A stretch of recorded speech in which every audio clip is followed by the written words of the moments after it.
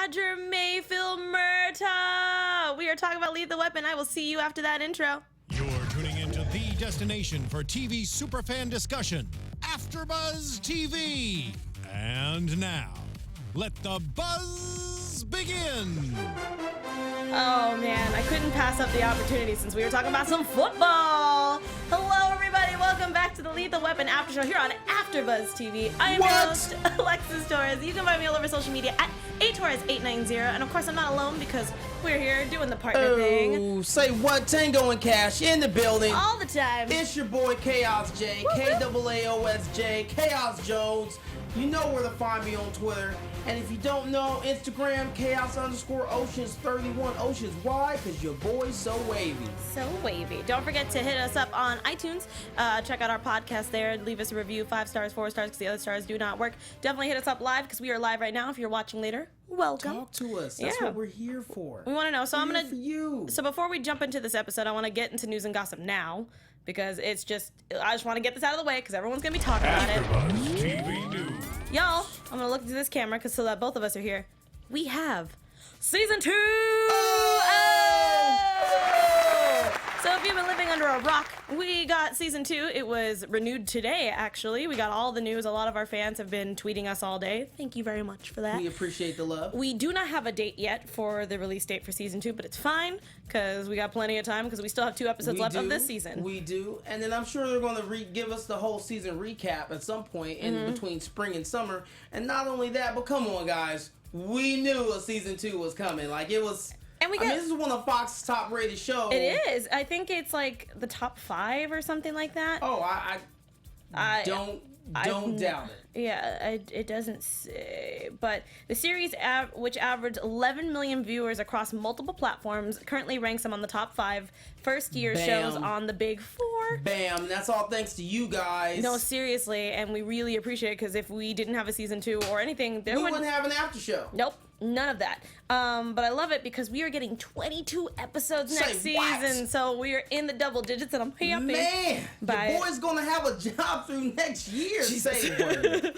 Yes, we are definitely going to be busy. Hopefully next year because I have no idea when this is coming back. I'm assuming maybe fall is probably when we're going to be coming back. I don't know because there's a lot of fall TV right now. So we'll see. You never know. I guess maybe summer TV. It depends on how many episodes they can get in the can. Yeah, because I know they're gonna probably take a little mini break for the actors and then bring it back. But anyway, I just want to get that out of the way so we didn't have to worry about it because everyone's gonna be like, talk about season 2, and I'm like, guys, wait.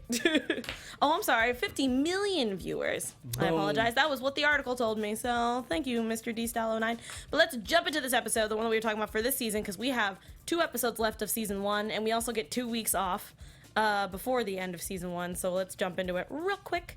This episode was called Unnecessary Roughness, hence why we had the Monday Night Football theme playing. I can't believe we're already in episode 16, so that means that we have 18 episodes this season. Insane. It's been a long journey. It has. Man. Quite a bit. And speaking of long journey, we have a rising star who's, I'm guessing, I don't know how old. Oh no, he's 18, so he's a freshman in college, which is crazy that people are already trying to sign him so quickly. But I'm assuming high school, he must have been the star athlete. But we have Jesse. I don't know his last name. If you guys know it, put it in the chat or put it in the comments down below because I want to know what you guys thought of the episode. Jesse is a rising star football player for the college that he's going to. And of course, you're 18, you're just about to go to college. Obviously, he's hitting up all the parties and things like that. And he gets himself into a little bit of trouble. A little mini turn up.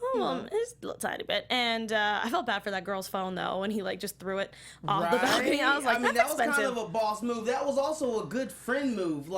Steven was the homie. I'm pretty sure it's safe to say Steven gets Homie of the Year award. No, for real. And I'm really sad that we don't get to see him for the entirety of this episode. A little salty. Yeah, but I'm really happy that he's always been there for Jesse. So now, why don't we get to see him? Well, we're gonna get to it. Okay. So they leave the party because obviously this girl was trying to take pictures of him, and it was all over social media. And some guy who thought he was so cool was like, "Hey, yo, I've got this piece underneath my shirt." And I was like, I'm always afraid when people put guns in their pants because I'm like, what if just accidentally the safety moves and you just shoot off your downstairs. you go out like your homie. Oh, I forgot his name from 8 Mile. when he shot himself. Oh yeah. I don't remember his name, but I know who you're talking about. I can't remember his name either, and I knew his name up until just this moment. But okay, first off, so we got frat kids, you know what I'm saying, rocking toasters now? Like, is that really what's hot on the street? I guess that's how LA works now. I mean, like, we just frat kids just walking around with just guns, just okay. Here's my problem with that. Okay. Guys, Chaos is ranting now, not me, because I actually have no rants today. So hey, first rant, let's go. Why do you're at a frat party, hanging out amongst friends, people you know? Tell me why you're walking around packing heat in the first place. Okay, that's one. Okay, more. Two. No, I'm saying rant, but just I have several points. No. Okay, he walks up and he's like, "Yeah, hey, that was my girl you were macking." Did he say macking? He said macking on or something like that. So I mean, which is basically slang for making out. Which I was like, I don't know if people are still using that term. That's such a 90s term. Okay, so basically you're mad because your boy was playing tonsil hockey with your girlfriend. Which it wasn't even happening. Which it really wasn't. Yeah, she was kind of, a little touchy-feely. Yeah. But ultimately, why are you mad? Because here's the thing, guys. He didn't know that was your girl. You know that's your girl. She knows she's your girl, so be mad at her. I don't know. I thought that was just a little... It was it was whack, pretty much. That was whack. And then the fact that you lifting up your shirt like you see my heat, son. Like, okay, cool. You got a gun. Who's scared? Like, it really wasn't that big of a deal, especially not over a chick. I mean, she was okay, but she wasn't really she wasn't that cold. Not enough for you to be threatening somebody with a gun.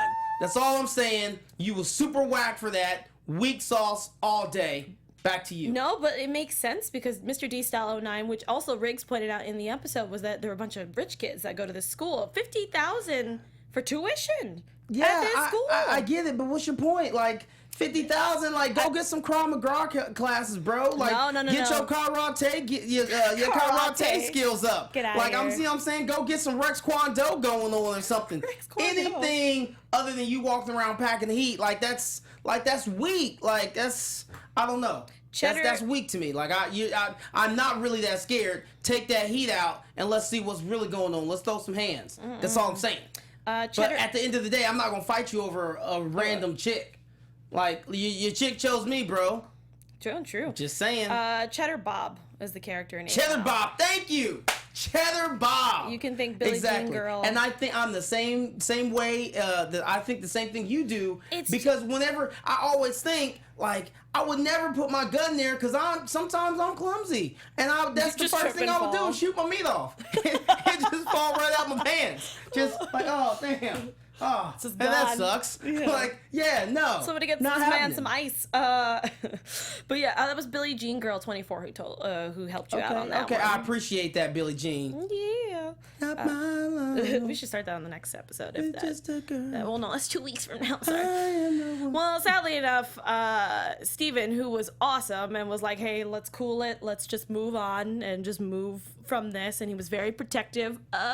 Did not make it through because these guys came up and swerved him off the road. Well, no, shot him first. Like, I think it was like 3 or 4 shots. Then swerved off to the road and hit a tree. Yeah. Holy crap. And Jesse it got real in 0 to 60. Yeah. Real quick. So fast. And the fact that Jesse luckily only was shot like maybe once, I think. Right. In the shoulder. Yeah, but that sucks because as a football player, I'm assuming he's a quarterback because his rotator cuff is out, and that's it. Yeah, you know? I remember when I had my rotator cuff injury, my season was over. Yeah. Yeah, and the fact that I never played football, guys. I'm just joking. I have this size for other reasons than football. But yeah, the fact that there was a bullet that went, I don't know if they said clean, but a bullet went through his rotator cuff, so you can't do any of this. Yeah, no. That's unfortunate.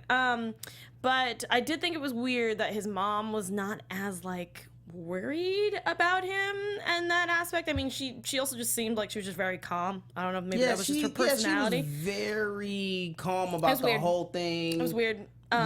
Just a little bit. I didn't like it. Anyway, so we kind of jumped through. I'm gonna just go through the case really quickly just to get it out of the way, and we'll get to Murtaugh and Riggs' whole situation. So. Going down the line, we find out there's a lot of people who were riding on Jesse's coattails, pretty much. We had Hancock, who was pretty much the recruiter who showed up with those big flowers in the hospital. Apparently, he was meeting with this guy who was roughing up Steven, we already know that Steven is the protector.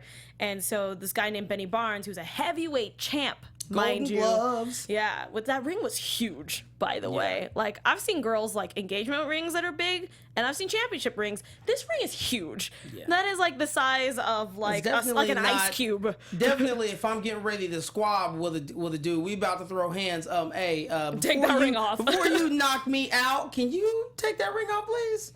Yeah, hell no. I like my face. Yeah, no. That thing, like I said, it was like a size of like a pretty large ice cube. And my teeth. Yeah. Speaking of teeth, so when we find out that Benny Barnes is the one, because we had that really cheeky kid when they went to go see Jesse at his home. Also the fact that Tanya, his mom, was just kind of like, I'm just washing dishes and listening. And I was like, girl, I would have been more upset that my son's career was over, but sure, whatever. We're just gonna pretend like everything's fine. That little kid who was across the way, who just knew everything and was kind of hustling the cops with his $2, $3 information. But at the same time, real quick, pause. Yeah. Was it a matter of her like really caring, or no, not yeah, I don't even think it was that she didn't care or that she was just like everything's fine. Like, I think she was just kind of low-key in shock because she knew she was responsible in some kind of way, right? And not only did it take out Steven, but it also ruined her son's career, which was their golden ticket. I just think I would be freaking out more because I almost killed my own son. That too. That's all. Yeah. Just saying, like, the whole point of her hiring Benny Barnes or the Wendell crew or whatever the hell you want to call it was to rough up Steven. Right. But not kill, rough up. up. But the fact that they went to the next level and killed Steven and almost killed her, something like, what if that car crash ran into traffic? Then what? Where the hell would you be with your payouts? Right. Nowhere. Exactly. Like, it's stupid. Payouts mean nothing. I'm just saying, your 18-year-old son almost died, and I feel like you're just like, everything's gonna be okay. And I'm like, how? Anyway, I think that was the only rant I had, but I was pretty upset about that. But yes, the whole fact of when we found out about Benny Barnes from the kid and from the guy who was supposed to be managing him, they went to the boxing ring. They talked about it, and because of the fact that we knew from the kid at the frat house, who was so not tough anymore by the time he got pulled into that interrogation room, that the ring print on Steven's ribs was the same exact print that was on the ring. How do you feel about Riggs' tactic of getting him to punch him in the face to get the same print? I mean, okay. I know that there had to have been a better way to go about getting that imprint. However, it probably would have required a lot more jumping through, a lot of other hoop jumping, lot more. There would have been a lot more obstacles to go through, in order to get that imprint to, get a warrant, et cetera, et cetera. Right. So knowing Riggs and knowing his style, it made sense. Right.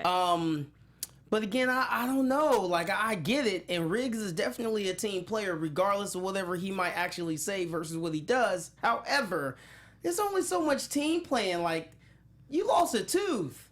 It's like one that when you smile, you kind of see it, like, oh, what's that? What's that gap right there? Little fangs is what I call them. I'm not cool with that. Like, I don't know if I really want you to hit me in the face. Yeah, no. I mean, but also, I don't think Riggs really cares about his appearance. He really doesn't. He still has that whole reckless type deal. I don't think he wants to die anymore. Thank God, he's past that phase. He is past that. But yeah, he's Riggs.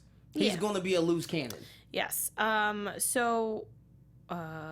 lost my place. Oh yeah, so they got the print clearly, and they compared, and I knew correct. There was a method to that madness. When he was calling him like, so like a baby mosquito, not actual mosquito, the baby mosquito. The little cute, adorable ones. I was like, oh my god, what's happening? Here we go. In the face. And so, yes, they got the print, and they just wanted to just pretty much keep tabs on him. So they sent Bailey to do some stakeouts to make sure it was okay. But that's where we found out that Hancock and Benny Barnes were working together. Also, that Hancock just kind of has his hand in every cookie jar at this point in time because that's just what he is. He's a recruiter. But at this point, we couldn't pin him on anything because there's really nothing evidence besides the fact that they were meeting together for business purposes.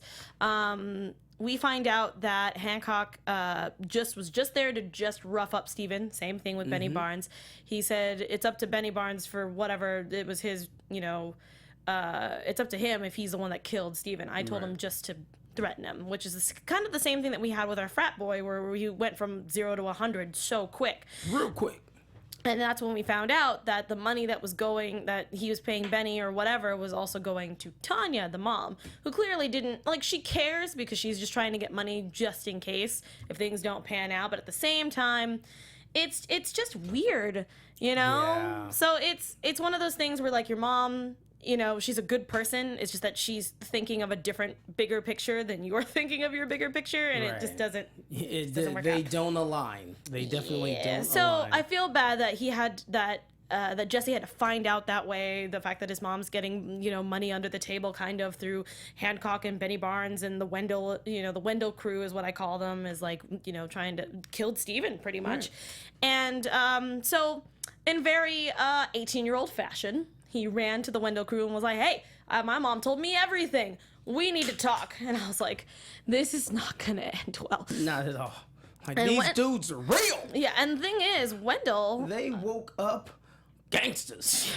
No crap. But the fact that Wendell's like, hey, you're kind of expendable. Nobody gives a crap about you. You don't have no career. So we're gonna You're just a regular Joe Blow now. So I was like, okay, so he's gonna rough him up and then kidnap him. Because why not? Yeah. They just went to a whole nother level. Again, this crew is just and I love it that one of the guys was like, are you sure you want to do these? He's like, oh, it's perfect. We'll throw him off the roof. They'll think that he killed himself because, his career ended. And I was like, wow.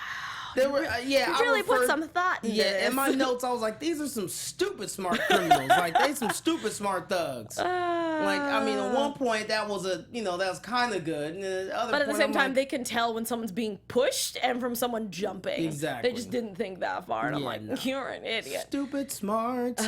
So, luckily enough, at this point in time, they found out through that guy who used to be a detective who now works for the college, who was trying to get Murtaugh to take his job pretty much. He couldn't let go of the job. He was like, no, I found out about the bolo. I saw the car and I know where it was going and it's going to be and I love how we actually got to see the Rose Bowl. That was cool. That actually was pretty cool. That was pretty awesome. Now, the fact that they were able to just kind of walk in, I don't know about all that. There's usually higher security there, but hey man, it was their off day. For lethal weapon science purposes, we're just gonna let that slide. We're just gonna go with it. Yeah. So speaking of science, shout out to our boy Scorsese. Dude, I love the fact that he understood, he knew, everybody kind of knows what goes into beer, but he knows the smell of the beer because the fact that Hefeweizen from a plastic cup. I was like, oh, that's my dog. I was just slow clapping. I was like, get it, Jonathan.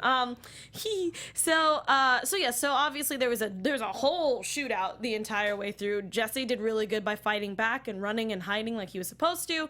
Wendell got the drop on him. The thing is that I'm really sad about is obviously the other guys either got hurt or killed. I couldn't really tell at this point in time because you can't tell where they're shooting. When they shot Wendell in the arm, we didn't know who actually made that shot, do we? Because it was Riggs and Murtaugh. It was Murtaugh. Was it Murtaugh? Actually, stop. I think it was Riggs that fired that shot. Okay, because Murtaugh said that it was him who shot. Right. But then Riggs was like, no, I clearly shot him. So we had a lot of back and forth. Yeah. We already know that Riggs is a sharpshooter. We already know this. Riggs' marksmanship is on point. On point. And Murtaugh, we don't know. So, we've technically seen it. We have. Murtaugh is a gangster, especially when I've realized that at any given point, if Murtaugh's got on his little black beanie, he becomes a killer. You in trouble. It's so interesting. So random. But yeah, so we didn't get the result of that, of who actually made the shot, but it didn't really matter at the time because we got our guy.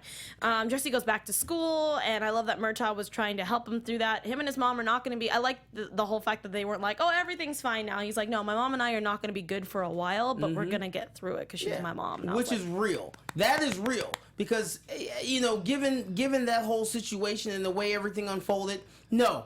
Within the 45-minute episode, you're not cool with moms. Like, you and moms are still beefing. We're not really talking, except for, oh, you made hamburger helper tonight? Oh, okay. Oh, man, I want a hamburger helper now. No, I'll make my plate later, Mom. Thanks. Appreciate it.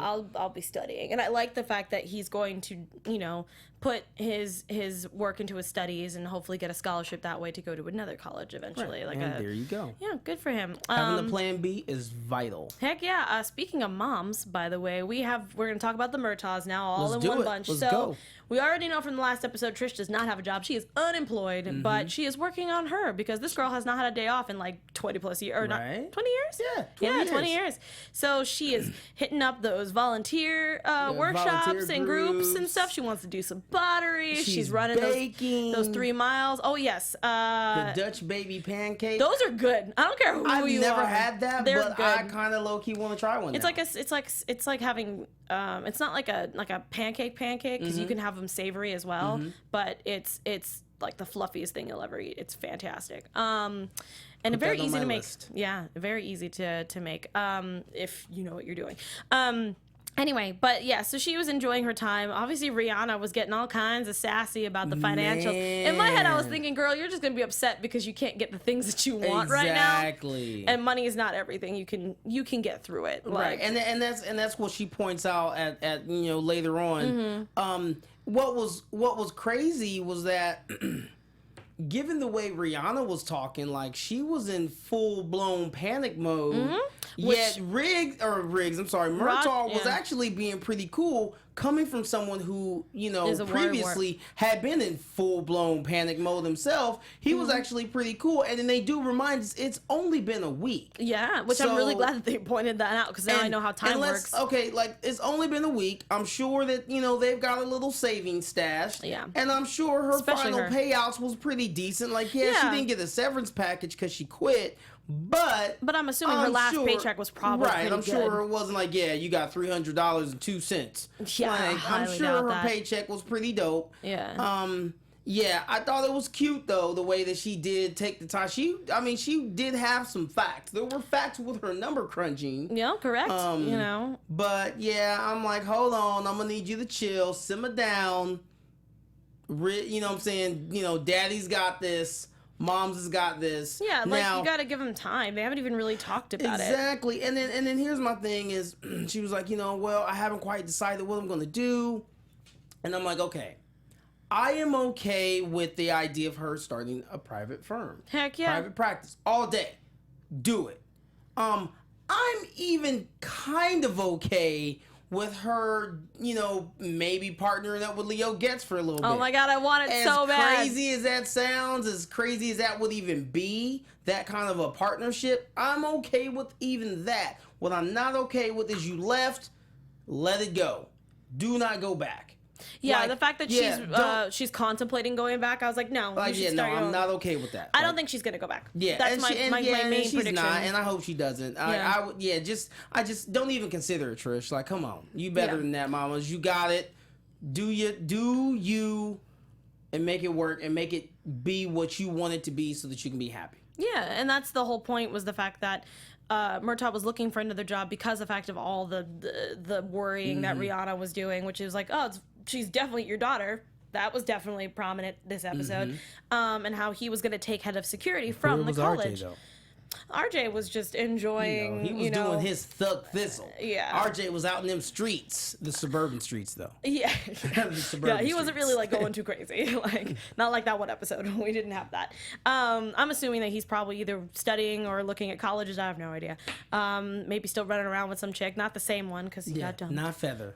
Sorry, Feather. But But yes, he was going to take the head of security job because it's free tuition, free tickets to games and everything. And sadly enough, because of what they did and found out all this, not money laundering, but the fact that there was so much under the table stuff happening, their games are just like, no, their admission's going to go down. Admission to the games are going to go down. Yeah, it's unfortunate. It's all bad. Now, something else I thought about when he was, saying, my kids get free, free tuition, blah, blah, blah. And I know those are all great, benefits, and from Murtaugh's point of view. But I kept thinking like, okay, cool, you got free tuition for this school for your kids, but who says that they're going to want to go to that school? It was a very Murtaugh thing to do, like a very Roger Murtaugh thing to do, where he was like, oh, if I have free tuition, you going to go to this school? And they're like, no. No, Dad. It's not how that works. How do you even know I'm going to get accepted? Oh, you're going to get accepted. And I'm like, all right. Then he'd be back in the doghouse. This week he was not, because there was nothing really to get mad at him about. But yeah, so obviously he didn't get the job because Riggs is going through some stuff. So we still have dating Palmer. That is still happening. Which more is like good. More like sleeping with Palmer. It's only been a week. So, we're getting into that. Yeah. They're having fun. They're in the having fun phase. There's nothing wrong with that. Good for you, buddy. But the bad thing is, because he is having fun, he feels like he shouldn't be having fun because he feels like he's slowly forgetting his wife, which is obviously not true. Exactly. It's just, she's his wallpaper, for crying out loud. Yeah, it's he rough. still got his ring on, for crying out loud. Yeah. Well, no, I remember that was the other ring because he lost his original one. Remember, he went to the pawn shop to get that gold one because he couldn't not have it. Which I was like, just get a tattoo, bro. Just get a tattoo of your ring. Boom. You don't have to worry about losing it all the time. But yeah. So also he's been sober. Yeah, well, until this episode, he got back on the wagon for a split second. He did get back on the wagon. I was scared the first time when he was in the hotel. I was really proud of him. And he opened it up. He took a couple sniffs and then he put it back. I'm like, yay, go Riggs!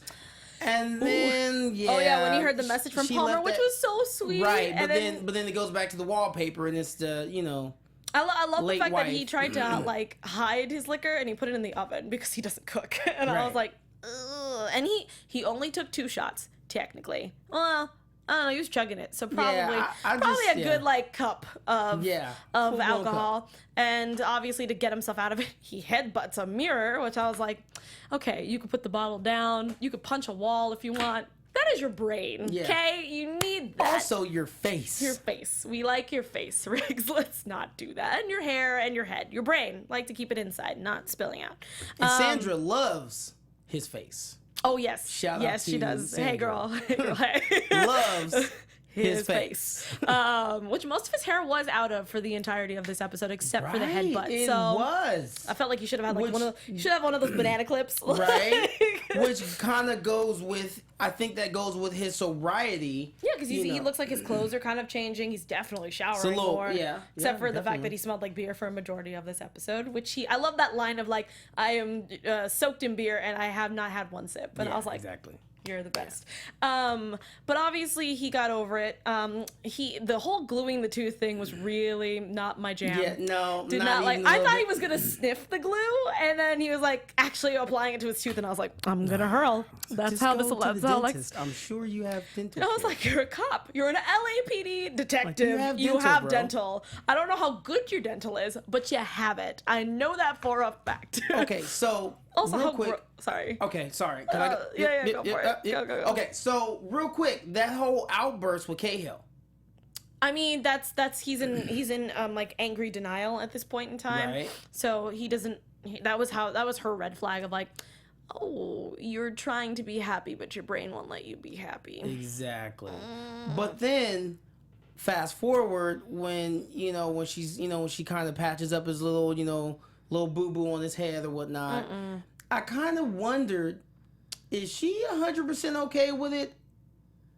Like, objectively, is she just 100% like, it's okay, I'm happy, I want you to be happy? I mean, is there a little bit where does Cahill have any kind of like something? As of right now, very little. I think there's tension there, but you can't really tell. It's very light, very minimal. thin. But it'd be very interesting. So, but obviously everything wraps up nicely. Trish is gonna keep looking for a job. Riggs is gonna stay where he is. He's very happy with Agent Palmer. I love how she was like, "What's going on with your tooth? That's weird." Right. And Murtaugh is clearly gonna stick with his job because he loves it very, very much. And also, we found out that Cap was in the marching band and really loved that French horn. He clocked a lot of hours on that field, bro. Yes, he did. A lot of hours. Just as much as the players. I know that we had to rush through this episode, but we got to get Kelli to his next show, which you guys should be watching. The DMC. The link is in the bio on Instagram, and you can get it on the on my Twitter. So DMC starting in a few minutes. Literally. So I'm literally going to go from this studio to another, and we're going to get it cracking. Hellish dates versus heavenly dates. Oh boy. Hit us up. Let's talk about it. We want to hear your stories. It's all about you this episode. Ooh. It's always all about you, but it's definitely all about you because we want to know, what you went through. Heck yeah. So where can they follow the show and where can they follow you? Well, they can follow us. You can go to Black Hollywood Live on blackhollywoodlive.com. Or you can find me on Twitter, and I will have the link on Twitter. I will tweet it out right before we start. So if you didn't get the link from any of my other tweets, you can get the link there. The link is also in my bio on Instagram. Awesome. You can find me also all over social media at Torres890. I'm also doing a bunch of shows here at AFTERBUZZ TV and on our sister network, Popcorn Talk. You can find me on Jedi Alliance there, where we talk all Star Wars news and all great stuff there. I am on the Voltron panel, which is happening tomorrow. I'm on the 100 in 2 hours tonight. I am doing Into the Badlands next month, Sense 8 in May. What else am I forgetting? Timeless just ended, so if you love it, if you love Timeless and you want to talk about it, or you're just getting into it, tell me about it and all that kind of stuff. Don't forget, we have a contest for iTunes. We're gonna announce the winner on the finale, which is in 2 episodes, and don't forget, we are going to be gone for 2 weeks, so definitely don't look for us next week or the week after, because we will be here, and definitely keep up with the 2 of us, because we'll let you know when we're back. But anyway, have a wonderful 2 weeks. We will see you then, and we'll see you for episode 17. Bye, guys! From executive producers Maria Menounos, Kevin Undergaro, Phil Svitek, and the entire AfterBuzz TV staff, we would like to thank you for listening to the AfterBuzz TV network. To watch or listen to other after shows and post comments or questions, be sure to visit AfterBuzzTV.com. I'm Sir Richard Wentworth, and this has been a presentation of AfterBuzz TV. Buzz you later. The views expressed herein are those of the hosts only and do not necessarily reflect the views of AfterBuzz TV or its owners or principals.